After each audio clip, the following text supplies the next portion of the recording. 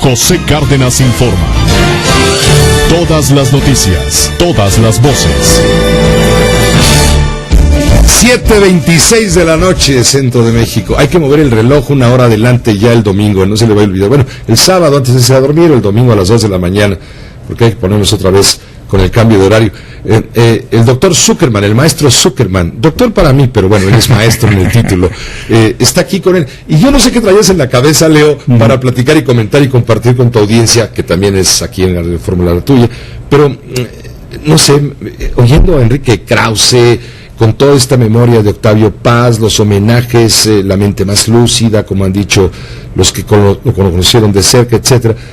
Y luego viendo la cara y el comportamiento, la cara es lo de menos. Sí. No es delito la portación de cara prohibida, pero viendo el comportamiento de un personaje como Cristóbal Gutiérrez de la Torre, Cuauhtémoc Gutiérrez de la Torre, el ex líder del PRI en el Distrito Federal.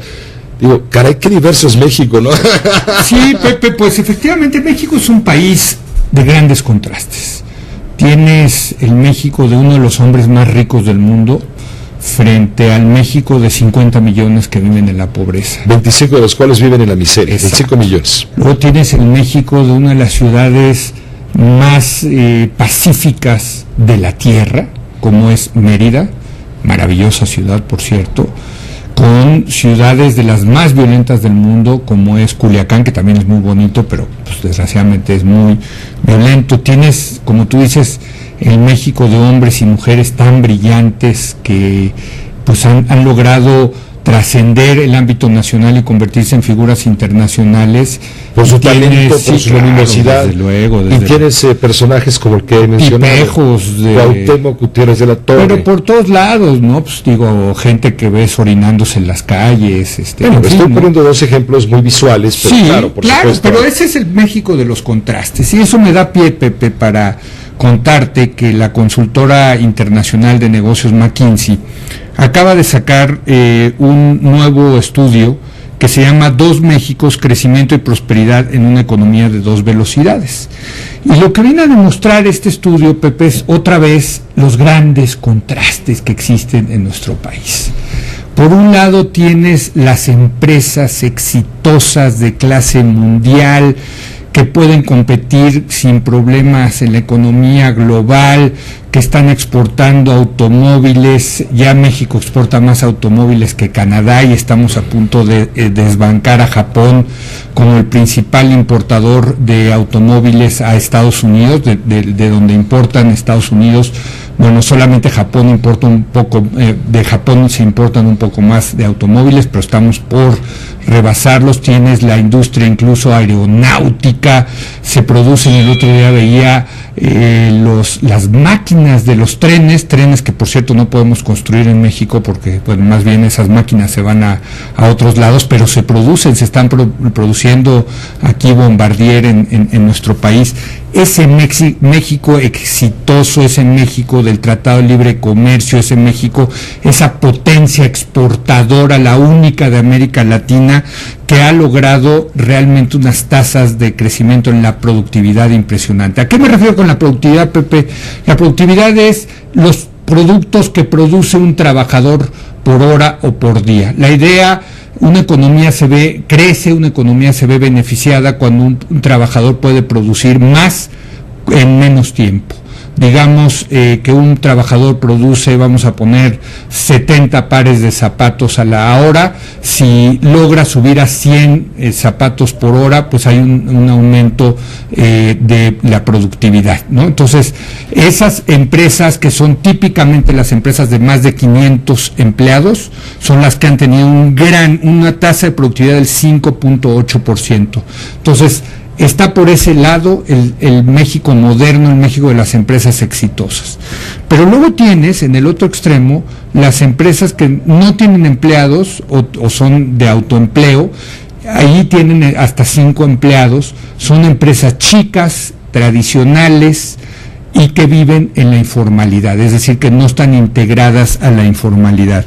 Bueno, esas empresas son cada vez menos productivas. A diferencia de las modernas, que cada vez son más productivas, estas son cada vez menos productivas. Estamos hablando de que pierden al año en promedio 6.5% de productividad.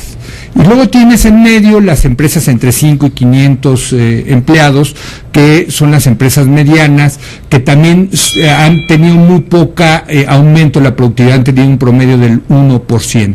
Bueno, si tomamos en cuenta, entonces, tanto las empresas chicas tradicionales como las medianas, como las grandes de clase mundial, y tomamos el promedio completo de productividad del país, prácticamente no ha crecido en los últimos 20 años, Pepe. ¿Eso a qué nos lleva? A tener un crecimiento económico bajo, porque las economías crecen cuando hay ganancias en la productividad. ¿Qué nos dice este estudio? Que no hay puentes entre la economía moderna mexicana y la economía tradicional mexicana.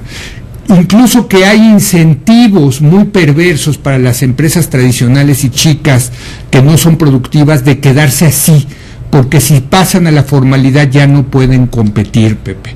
Entonces, me parece que este es otro estudio más que demuestra el contraste de ese México donde hay grandes, donde puedes sacar el pecho y decir y presumir, miren lo que hemos logrado en México, pero un momentito tranquilitos, porque por el otro lado hay otro México tradicional, chiquito, no moderno, no productivo, que nos está rezagando la economía. Entonces, me parece muy interesante este estudio de McKinsey, que desde luego también presenta soluciones para tratar de mejorar la productividad, porque lo que dice, que es muy grave este estudio de McKinsey, si no mejoramos la productividad laboral en México, Pepe, nuestra tasa de crecimiento anual promedio para los próximos años va a ser del 2%.